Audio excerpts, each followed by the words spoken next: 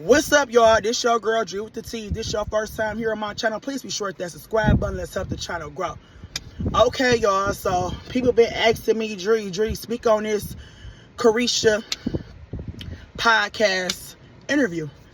Okay, so I've been waiting a couple of days to contemplate if I wanted to get my opinion on it. But since that's what's going on, and that's been a content creator, you should try to talk about what's relevant. So I'm gonna go ahead and talk about it because I did get a chance to watch it. I was sketchy on it. It kind of came out of nowhere, but I did get a chance to check it out. And to be honest, I actually liked it, the interview overall. I even watched it until the end, which is rare for me because it take a lot to keep my attention. I get bored easily. So if you're not talking about nothing that's interesting or a general conversation that interests me or any intellectual, it's easy for me to turn you or mute you and start doing something else. I get distracted when it don't got no rationale to it or nothing that's grasping my energy. Do you understand what I'm saying? So I got a chance to check it out. By the way, I want to start by saying that, what did y'all expect for Caresha, Yung Miami? What did y'all expect? A lot of people keep saying she didn't keep it real. She didn't say what was really going on. What did y'all expect for her to say about Diddy, considering she's still on that man platform? And he the owner of Revolt, if I'm not mistaken. So what did y'all think she was going to say negative about him? I feel like when she gave her truth, she was 50-50. She wasn't going to go straight bashing him, not when she still need him and still off that man platform. If she would did an interview on somebody else's platform, I feel like she would have gave us more tea. But considering she was still on that man platform, I'm not going to bite the mouth that feed me. That's just what it is. Now, she did get her opinion about her not experiencing some of the things the other ladies experienced with him. But she also did go on to say she was a victim of domestic violence. So I do feel she could have gave more empathy to those ladies despite her not want to really address the issue considering his current situation. Understandable, you don't want to really get involved, but to be a victim of domestic violence, I feel like she could have gave more empathy to especially Cassie's situation since it was aired out all through the internet. Like, it's no secret, it's public knowledge. The video got exposed. So to sit there and know this man was an abuser and that he did abuse other women, I feel like she should have been more of an advocate to women, considering she have a lot of young girls following her and a lot of women that follow her as a leader and a mentor. So that being said, I feel like she should have gave a little bit more empathy to the situation with not even bashing him, but just saying that she, you know, gave some type of empathy to Cassie because that was just so horrible with that young lady experience. So I feel like she could have did a better job being empathetic to other women, because I don't care if you're a woman who do not agree with abuse and been a victim of domestic violence. I'm never condoning a man who abused women, because you could always leave that situation. I don't never condone violence to other women, period. As a women advocate myself, like, I don't respect that. Also, when she addressed her relationship with her and JT, I feel like she was being genuine in a lot of ways, but it's always two sides of the story. Cause JT, I just watched her interview not too long ago on $1 Million Worth of Game, and she was just talking about how they was going broke. The album didn't sell good. And if y'all can remember a couple of months back, JT was like the silent person in the group, in my opinion.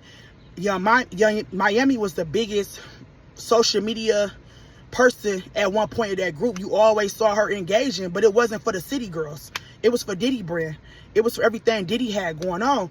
So it's just kind of hard to say who really switched up on who in that group when we all seen her supporting Diddy brand more than their brand. Remember back in the last fall, their album was a flop because guess what? They not promoted enough, but guess what she was out doing? Promoting Diddy brand, promoting Diddy liquor, the Deleon. Even she admitted to saying when she promoted, more people bought it, but you didn't put that same energy in you in JT brand. And to be honest, today I was actually putting together a playlist of some of the hit singles that I liked from the City Girls. Together they collabs, as I noticed they broke up, and I looked over their song like the Twerkulator, Jobs, Act Up. No, that was what put them on. What was the other one? No Bars. The other one I really did liked it. The one I Ain't Going There, that's the Op Party, not Top Notch. And I never paid attention to this before, y'all, because I always looked at them as a group. Like, I hear they saw on the radio. I never really cared about who did what until they came to the internet that allegedly Caresha can't rap. Everybody saying JT could rap. So now I was going over to some of their old music today when they was a group. I did notice, to be fair about it, majority of their hooks that made everybody hook and made the world love them did come from JT.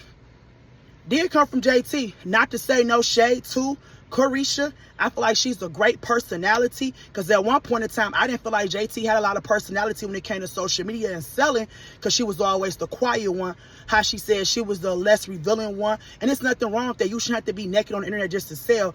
But she was like the more laid back one in the group, whereas Caresha was the more personality out here on a platform, social media wise, wanted that fame. So we know her as the personality. That's why I feel like a podcast for her and Saucy Montana would be a hit. I did listen to this new song, Clock, what is it called? Something about Clock a Shot or something, Shot Time or whatever. It ain't hitting. I'm sorry, it ain't hitting. But do I think she's a wonderful person? Absolutely. I feel like she have a very good personality, like she got a good heart. I do feel like she got caught up with chasing a bag for a millionaire, and she put that man over her own brand. I do feel that she put his brand over her brand because she thought he was in a higher position.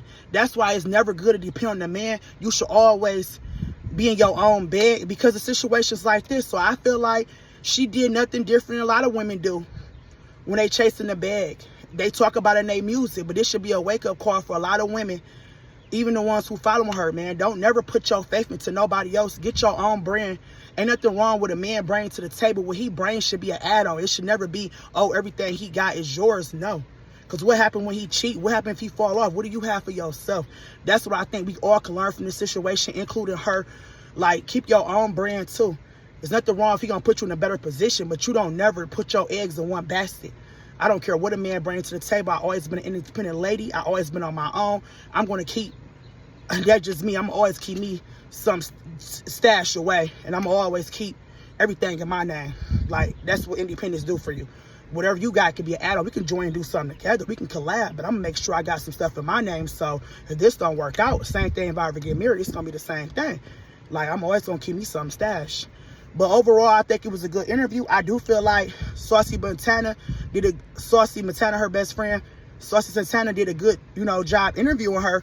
But I do feel like he probably held back some because that was his best friend. So what did y'all expect for him to do? He wasn't going to do the same thing that another interviewer is going to do. That's his best friend. So I feel like he was going to be careful of her emotions and her feelings, and he didn't want to throw her out there like that. As you notice, he was emotional. He was kind of scared answering some of the questions that need to be addressed, and he was crying because, like he said, he'd been living behind the scene with her, going through all this emotional roller coaster and, everything that happened to her. So what did y'all expect from him? That still was his best friend. I do think we would have got more tea if someone on the outside would have did it who was not her best friend. But overall, I think they did a good job. I would love to see who else she interviewed. I think the podcast scene is definitely a good look for her. She had a personality for it. Her and Saucy, I thought they'd eat up. They get their coins off that. And JT, being in her bag, man, she's a great rapper. She really got it going on. She popping it. And like, this is the most personality I've seen from her. She in these music videos, like she's selling hits after hit. Like she on her way. So I hope that at some point they could probably be friends or rekindle their relationship, down the line. And just gotta find their niche. I feel like they was young. They start off in this group. People outgrow people. People make mistakes as you grow into a woman and find who you are as a person. You can always rehash their relationships, and it's a mutual respect thing. That's why, like when she said it ain't all good, but it ain't all bad. But I'm glad she didn't air her friend like that on social media. How messy that would have been. That was your best friend at one point. But that's my review. This your girl Dree with the T, man. If this your first time here, please be sure to hit that subscribe button. Let's help the channel grow. Till next time, y'all be safe out there.